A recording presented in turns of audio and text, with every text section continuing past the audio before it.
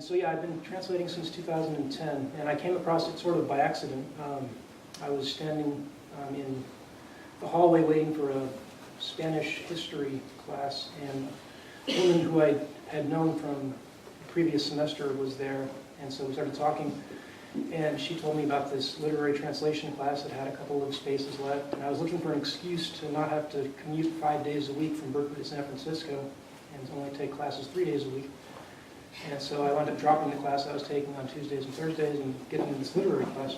And so I started enjoying it so much that when we were taking a class in Spanish, Spanish survey, one of the books was Castellanos Moya's Horacio, which is discussed, and sometimes I've heard it translated as revulsion or nausea or the sound that you make when you're about to throw up.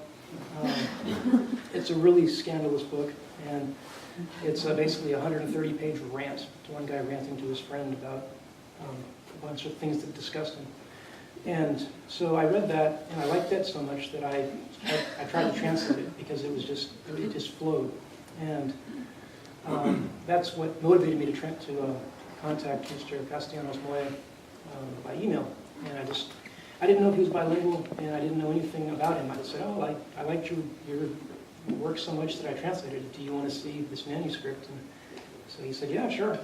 I'm bilingual, and I'll read it. Con gusto. With pleasure. And so that's how that started out. And that never went anywhere because nobody seems to want to publish Alaska because it's too controversial. But 2 years later, I got into a reading binge. And one of the books on the reading binge was The Weapon in Man.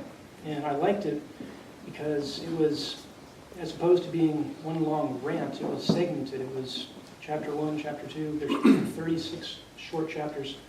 And they all have an adventure or a call to an adventure or preparation for an adventure.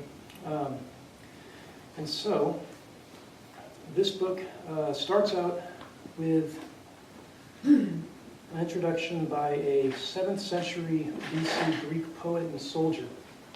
And it's called A Mercenary. So, in the spear is my kneaded bread. In the spear my Ismarian wine. When I drink, I recline on the spear. That's Archilochus of Paros. I'm going to read chapter 1. The people in the squad called me Robocop. I belonged to the Akahuapa battalion, to the assault troop. But when the war ended, I was demobilized. Then I was in limbo. My only belongings were 2 AK-47 rifles, an M16, a dozen clips, 8 fragmentation grenades, my 9mm pistol, and a check equivalent to 3 months' salary that was given to me as compensation. I made it to sergeant thanks to the skills. My school was the war. The American instructors valued me. On one occasion, I was sent to Panama to a 1-month intensive course. Another time, I was in Fort Benning for 2 months in a course for soldiers and non-commissioned officers. When it came time for demobilization, when our bosses and the terrorists came to an agreement, I was thrown on the street. Although it wasn't like what happened with the rest of the troops, who weren't even thanked. We were the elite squad, the most feared, who would stop the terrorists and force them to retreat wherever we confronted them. Because of that, the demobilization of our squad's battalion was a solemn occurrence in the presence of the President of the Republic, of the Minister of Defense, and other high-ranking authorities. There was a parade, a troop review, artillery shots, and speeches that recognized our courage, how valuable we had been for the defense of the country, and what we meant to the armed forces. The people in our squad called me Robocop, but they did it behind my back. To my face, they had to snap to attention and call me my sergeant, not just because I was the boss, but rather because none of them could beat me, either with punches, knives, or shooting. They couldn't beat me in tactics or intelligence either.